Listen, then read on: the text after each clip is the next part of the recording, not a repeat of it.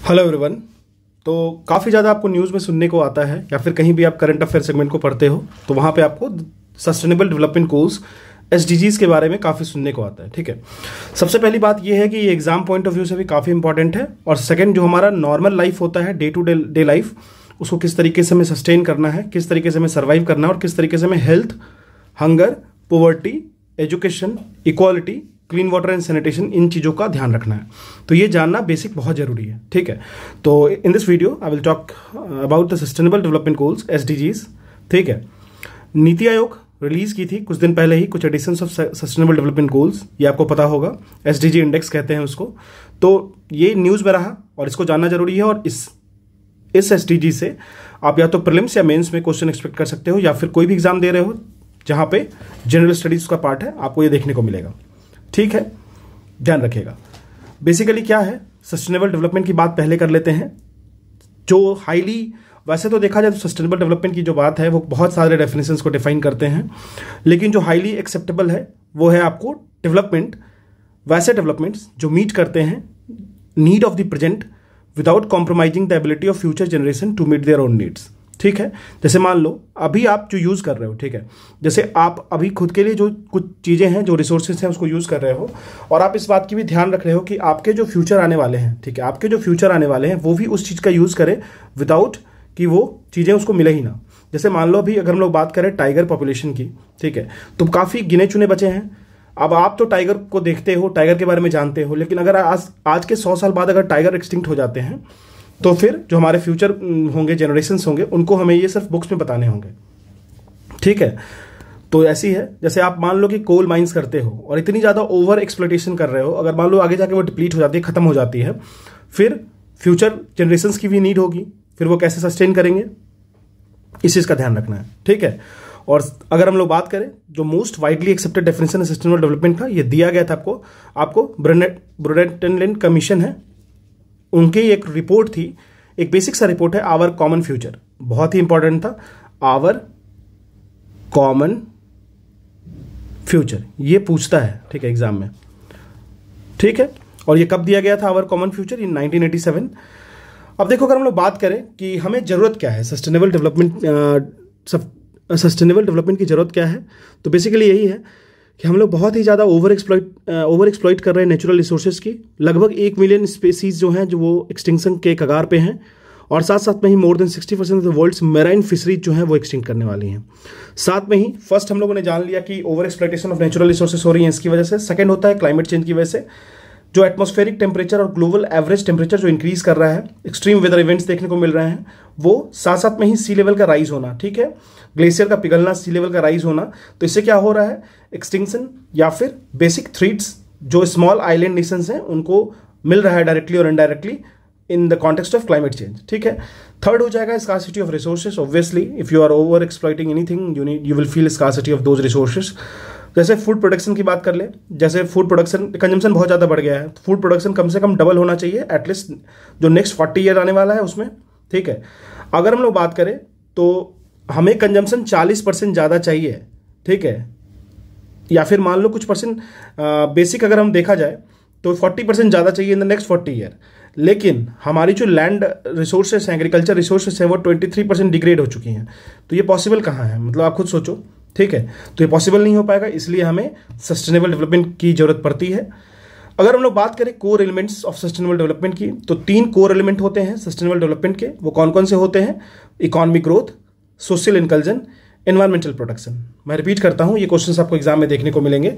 Economic growth, social inclusion और environmental protection. तो आपको इकोनॉमिकली भी ग्रोथ करना है सोसाइटी की, सोशल इंक्लूड करना है लोगों को सोशली, मतलब आप किसी के साथ डिस्क्रिमिनेट नहीं कर सकते हैं, साथ में ही उनको हर एक सुविधा जो उनको मिलनी चाहिए, basic needs, basic proper sanitations, poverty से हटाना या फिर हंगर से हटाना, ठीक है, गुड हेल्थ, ये सारी चीज़ें उनको मिलनी चाहिए। ठीक है, और एनवायरमेंटल प्रोटेक्शन तो बेसिक नीड होंगी। ठीक है, अगर हम लोग बात करें सस्टेनेबल इकोनॉमिक ग्रोथ की, तो अगर हम लोग चाहते हैं कि हमें सस्टेनेबल लाइवलीहुड मिले, साथ में ही हम हार्मोनी में रहें नेचर के साथ, ठीक है, by using some appropriate technology, तो ये सस्टेनेबल डेवलपमेंट के एक इंपॉर्टेंट ब्रांच सेगमेंट में आएगा। ठीक है, एनवायरमेंटल सस्टेनेबिलिटी की अगर बात करें तो ये अगर इन्वायरमेंटल सस्टेनेबिलिटी की बात करें तो ये प्रिवेंट करता है नेचर को from being used as an inexhaustible source of resources, और ये इंश्योर करता है उनके प्रोटेक्शन एंड रैशनल यूज के लिए। मतलब protection plus rational use, protection plus rational use, मतलब आप प्रोटेक्ट भी करो, साथ में अगर देखो आपको यूज तो करना है क्योंकि आप इकोसिस्टम में रह रहे हो तो आपको बेसिक चीजें चाहिए, लेकिन आप उसको रैशनलाइज मतलब रैशनल वे में यूज करो, इरेशनल वे में यूज नहीं करो, मतलब ओवर एक्सप्लॉइट नहीं करो। ठीक है, इन्वायरमेंटल कंजर्वेशन, फिर रिन्यूएबल एनर्जी पे इन्वेस्ट करो, सेविंग वाटर सेव करो, फिर सस्टेनेबल मोबिलिटी पे ज़्यादा सपोर्ट करो, साथ साथ में ही सस्टेनेबल कंस्ट्रक्शन एंड आर्किटेक्ट जैसे ग्रीन बिल्डिंग हो गए, उन चीज़ों को बढ़ावा दो। ठीक है, अगर हम लोग बात करें सोशल सस्टेनेबिलिटी की तो ये बेसिक सोशल सस्टेनेबिलिटी की बात जहां भी आएगी वो क्या फोस्टर करेगा, वो फोस्टर करेगा आपको gender equality, development of people, communities and cultures, और साथ साथ में उनको मदद करेगा किस तरीके से वो रीजनेबली जो भी क्वालिटी ऑफ लाइफ है उसको फेयरली डिस्ट्रीब्यूट करे among the given certain species. ठीक है, फिर अगर हम लोग इकोनॉमिक सस्टेनेबिलिटी की बात कर लेते हैं जो फोकस करता है इक्वल इकोनॉमिक ग्रोथ पे, जो कि जनरेट करेगा wealth for all in the proportion of equal economic growth without harming the environment, मतलब एनवायरनमेंट को साथ में रखना ही रखना है। ठीक है, चलिए, और इसके साथ साथ ही investment and equal distribution of economic resource की बात ही होगी। आप देखो इंडिया की बात कर लेते हैं, मतलब अगर मान लो तो 3% ऑफ वेल्थ, मतलब 99% ऑफ वेल्थ कॉन्सेंट्रेटेड इन 5% जो पॉपुलेशन है उनके हाथ में है। तो आप समझ लो कहाँ से इक्वल डिस्ट्रीब्यूशन की बात हो रही है। ठीक है, क्रोनी कैपिटलिज्म है, इक्वल डिस्ट्रीब्यूशन ऑफ की तो बात हो ही नहीं सकती, अभी पॉसिबल ही नहीं है, तो फिर सस्टेनेबल डेवलपमेंट की बात क्यों करें, लेकिन बात करनी जरूरी है, तभी तो ये पॉसिबल हो पाएगा, आज नहीं तो कल। ठीक है, साथ में ही पॉवर्टी को एरेडिकेट करना है, सारे डिमेंशनल जैसे मल्टी डिमेंशनल पॉवर्टी इंडेक्स होते हैं वो भी नीति आयोग पेश करती है। उसमें क्या होता है कि आपको ये भी समझना है किस किस डिमेंशंस की वजह से पॉवर्टी हो रही है।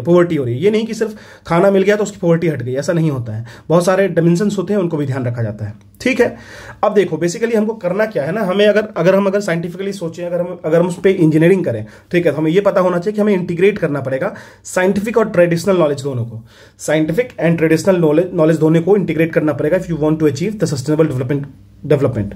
We are not talking about sustainable development goals, लेकिन हम लोग अभी सस्टेनेबल डेवलपमेंट की बात कर रहे हैं।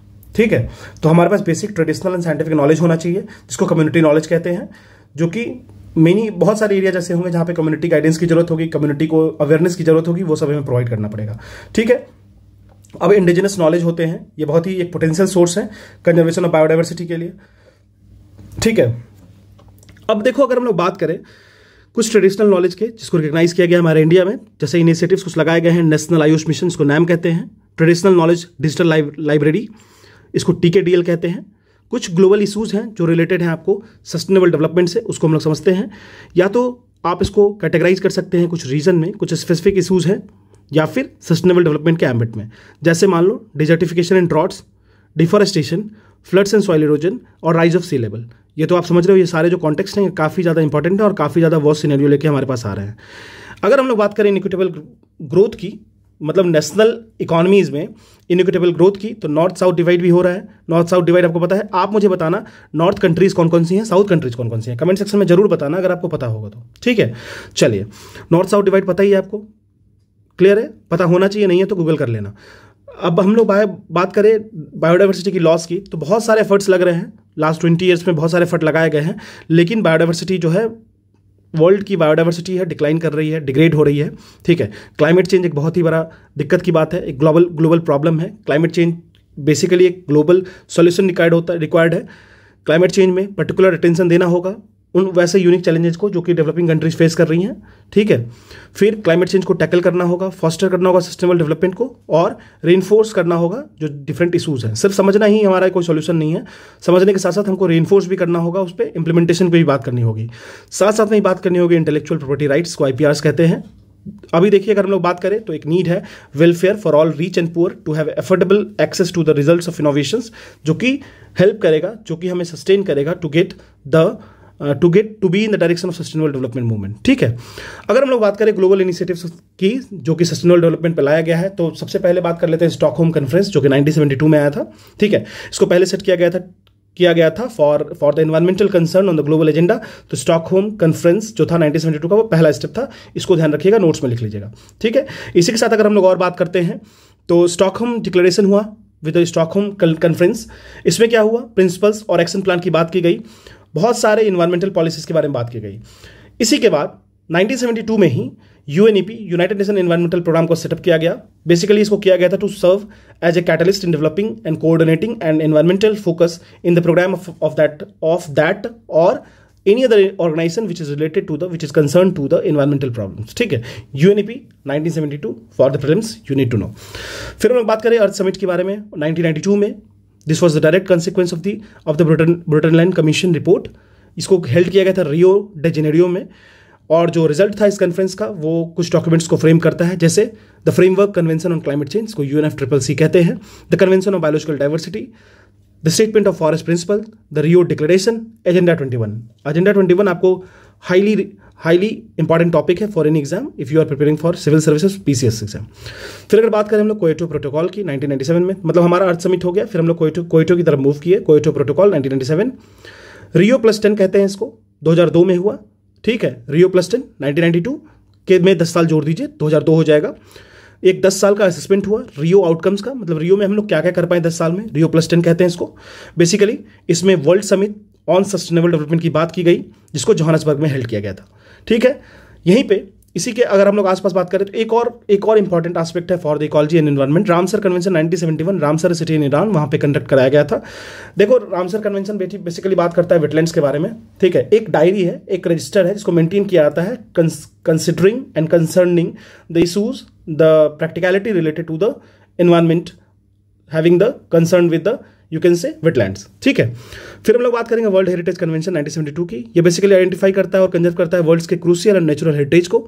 यह ड्रॉ करता है लिस्ट ऑफ हेरिटेज साइट जो कि कल्चरली, नेचुरली या फिर आप कह सकते हो कल्चरल प्लस नेचुरल एरियाज में आउटस्टैंडिंग यूनिवर्सल वैल्यूज को रखते हैं, और इसको हम लोग प्रिजर्व करेंगे with the concern of monetary value, also with the preservance in the humanity form. ठीक है, फिर हम लोग बात करते हैं convention on international trade in endanger species of wild flora and fauna, इसको साइट्स कहते हैं, इसको 1973 में इनकलकेट किया गया।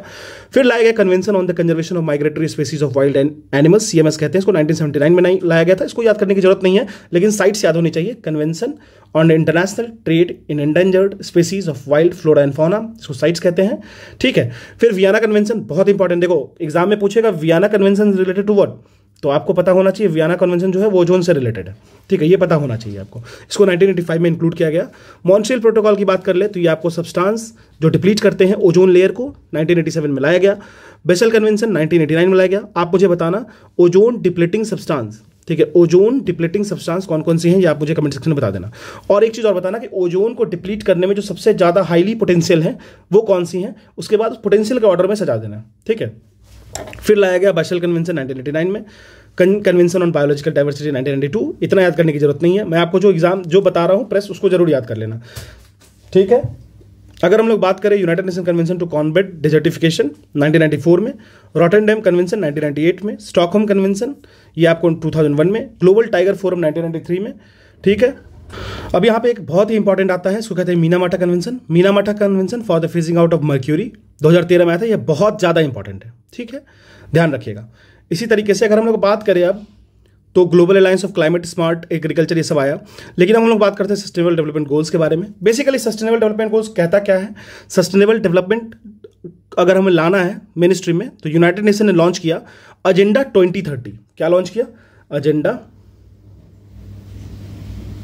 2030। ठीक है, अब बेसिकली ये जो universal integrated and transformative agenda था वो बेसिकली एम करता है कि किस तरीके से हमें पॉवर्टी को एंड किया जाए और एक मोर सस्टेनेबल वर्ल्ड को बिल्ड किया जाए ओवर द नेक्स्ट 15 ईयर्स। 17 अब इसके लिए 17 गोल्स को लाया गया, 17 गोल्स को लाया गया। ठीक है, सस्टेनेबल डेवलपमेंट गोल्स 17 गोल्स को लाया गया। साथ में टारगेट्स रखे गए, 169 टारगेट्स रखे गए। ठीक है, 17 गोल्स एंड 169 टारगेट्स जो कि स्पेसिफिक टारगेट्स होंगे जो कि अचीव किया जाएगा 2030 तक, 2030 तक। ये पूछेगा अगर हमें रीच करना है उस गोल को तो हमें बहुत सारे एक्शंस लेने होंगे ऑन ऑल द फ्रंट्स, इधर in case of all the 17 mentioned goals. ठीक है, गवर्नमेंट हो, बिजनेस हो, सिविल सोसाइटी हो, जहां पे हर एक लोग पहुंच पा रहे हैं वहां पे हमें उनको एक इंपॉर्टेंट रोल प्ले करना पड़ेगा। ठीक है, अब देखो सबसे बड़ी बात यहां पे याद है कि ये याद रखना है कि सस्टेनेबल डेवलपमेंट गोल्स जो है ना वो लीगली बाइंडिंग नहीं है, मतलब आप इसमें बंधित नहीं हो। ठीक है, जरूरी नहीं है कि आपको करना ही करना है। चलिए, अगर हम लोग सस्टेनेबल डेवलपमेंट गोल्स की बात कर लें तो देख लेते हैं। फर्स्ट है नो पॉवर्टी। ये बहुत ही अच्छी एक स्लाइड थी, मुझे मिली तो मैं आपको बता दे रहा हूँ। यूनिसेफ के आपके वेबसाइट पे मिल जाएगी ये, ठीक है। आप इसको रख लेना, मैं इसको टेलीग्राम चैनल आईएसपी सिंप्लीफाइड पे डाल दूंगा, वहां से आप इसको यूज कर सकते हो, ठीक है। No poverty, zero hunger, good health and wellbeing, quality education, gender equality, clean water and sanitation, affordable and clean energy, decent work and economic growth, industry innovation and infrastructure, reduced inequalities, sustainable cities and communities, फिर responsible consumption and production, climate action, life below water, life on land, peace, justice and strong institution, and साथ साथ में partnership for goals. मतलब आप समझो कि अगर इन चीज़ों को अचीव कर लेना इंसान, तो आदमी मतलब एक स्वर्ग में रहेगा। मतलब आप समझ लो, मेरा कहने का मतलब यही है कि किस तरीके से आप अच्छे लाइफ को अटेन कर सकते हो, जहाँ पॉवर्टी ना हो, जहाँ हंगर ना हो, अच्छी हेल्थ मिले हमें, क्वालिटी एजुकेशन मिले, जेंडर इक्वालिटी हो, ठीक है, क्लीन वाटर एंड सैनिटेशन हो, अफोर्डेबल एंड क्लीन एनर्जी हो, decent work and economic growth हो, इंडस्ट्रियल इनोवेशन एंड इंफ्रास्ट्रक्चर हो, इनइक्वालिटी रिड्यूस किया जाए, ठीक है, सस्टेनेबल सिटीज़ एंड कम्युनिटीज़ को बढ़ावा दिया जाए, फिर रेस्पॉन्सिबल कंजम्पशन एंड प्रोडक्शन हो, इसी तरीके से क्लाइमेट एक्शन लिया जाए, लाइफ बिलो वाटर। देखो जैसे मतलब आप बहुत सारा डंप करते हो ना, ये गलत है, ठीक है। लाइफ बिलो वाटर भी है और शायद आपसे ज़्यादा बड़ी इकोसिस्टम है। लाइफ ऑन लैंड भी अच्छी होनी चाहिए, piece justice and strong institutions होने चाहिए, पार्टनरशिप्स फॉर गोल्स होने चाहिए, ठीक है। आपस में मिलकर ही आप कर सकते हो इसको। अब देखो आखिर रोड ब्लॉक्स क्या है, इसके पीछे रोड ब्लॉक्स भी हैं बहुत सारे। तो अगर हम लोग बात करें तो सबसे पहली बात है सोवरेंटी, ठीक है। किसी भी स्टेट के लिए अगर हमको उसको लाना है with the growing environmental interdependence, और जो भी कंसर्न्ड एक्शंस होंगे उसको लाने के लिए आपको ना थोड़ा मिल के साथ देना होगा, ठीक है। ये बात आपको ध्यान रखना होगा। जैसे मान लो कि अगर अभी की बात करें तो नॉर्थ साउथ डिवाइड आपको पता होगा, ये मेजर हर्डल है facing the international environmental protection regime. जैसे मान लो जैसे बात उठती है ग्लोबल एवरेज टेम्परेचर की बात उठती है, जैसे रशिया भाग जाता है, ठीक है। रशिया कहना है भाई अगर ग्लोबल एवरेज टेम्परेचर बढ़ती है तो इससे मेरा क्या, मेरे को तो फायदा होगा ना, क्योंकि रशिया का मोस्ट पार्ट तो वो है आइस से घिरा हुआ है, ठीक है। तो ये जो ग्लोबल डिवाइड है ना, उससे जैसे ब्रेक्जिट हो गया, ठीक है। तो कुछ चीज़ें होती हैं जो इशूज़ हैं वो आपको समझना है। नॉर्थ वर्ल्ड जो है वो 20% है वर्ल्ड में। मतलब अगर नॉर्थ एंड साउथ वर्ल्ड की बात करें, जो मैंने आपसे पूछा है, नॉर्थ वर्ल्ड 20% है वर्ल्ड में, साउथ वर्ल्ड 80% है वर्ल्ड में। लेकिन देखो नॉर्थ वर्ल्ड है जो 20% ऑफ वर्ल्ड पॉपुलेशन है, लेकिन वो कंज्यूम क्या करती है 80% of the total energy available on earth, ठीक है। तो इतनी ज़्यादा इनइक्वालिटी गैप होगी तो कैसे पॉसिबल है कि आप सस्टेनेबिलिटी की बात करोगे, ठीक है। तो बिल्कुल ये चीज़ नहीं होनी चाहिए। अब कुछ रीजनल इनिशिएटिव्स भी चलने चाहिए। यूरोपियन यूनियन ने कुछ सर्टेन इन्फोर्स किया है एनवायरमेंटल प्रिंसिपल्स को। एशियान ने न्यूमरस एनवायरमेंटल लीगल इंस्ट्रूमेंट बनाए हैं, ठीक है। आप मुझे बताना है एशियान की हेडक्वार्टर कहाँ पे है। सार्क ने अडॉप्ट किया एनवायरमेंटल एक्शन प्लान जो 1997 में किया था। साथ में ही बहुत सारे कॉम्प्रिहेंसिव फ्रेमवर्क और डिजास्टर मैनेजमेंट को भी लाया गया था, ठीक है। कुछ कम्युनिटी इनिशिएटिव्स भी हैं, जैसे आयुष्मान 1948 में लाया गया था national greenhouse gas inventions programme, ठीक है। फिर इसी के तरीके से वाइल्ड ट्रेड मॉनिटरिंग नेटवर्क भी लाया गया था, वेटलैंड इंटरनेशनल भी लाया गया था। फिर इसी तरीके से बहुत सारा लाया गया है। अब देखो जो प्रोग्रेस है उसमें भी देखा जाए तो 2019 और 20 की रिपोर्ट की देखा जाए तो एक्सट्रीम पॉवर्टी थोड़ा सा डिक्लाइन हुआ है। अंडर 5 मॉर्टेलिटी रेट जो है वो 49% हुआ है बिटवीन 2000 से 2017, ठीक है।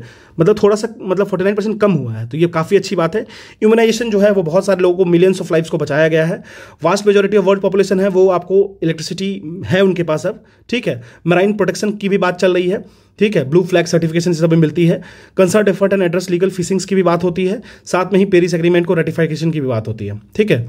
तो सस्टेनेबल डेवलपमेंट गोल्स है, इसको आपको समझना होगा, इसको किस तरीके से हमें आगे ले जाना है। अगर हमें सस्टेनेबल डेवलपमेंट गोल को फिजिबल बनाना है, ऑपरेशनल बनाना है, तो ये इंपॉर्टेंट है कि आप उसको स्टेब्लिश करो एक कॉमन फोकस के साथ, जो कि इंटीग्रेट करेगा, आउटलुक करेगा और एफर्ट लगाएगा वेरियस पार्टिसिपेंट को डेवलपमेंट में, ठीक है। देखो इंडीड कि आपको डेवलप्ड कंट्रीज को ज़्यादा एफर्ट लगाना पड़ेगा, डेवलपिंग कंट्री को थोड़ा सा उनके साथ चल के चलना होगा, ठीक है। तो ये हमारा सस्टेनेबल डेवलपमेंट गोल्स हुआ। जितनी बातें मैंने बताई उससे बाहर एक भी क्वेश्चन नहीं रहने वाला है, तो आप इसको कर लेना। अगर आपको और भी कोई टॉपिक्स चाहिए तो you can comment in the comment section, आप मुझे बताना, I will bring that topic for you, I will simplify that topic for you. And thank you for watching ISP simplified.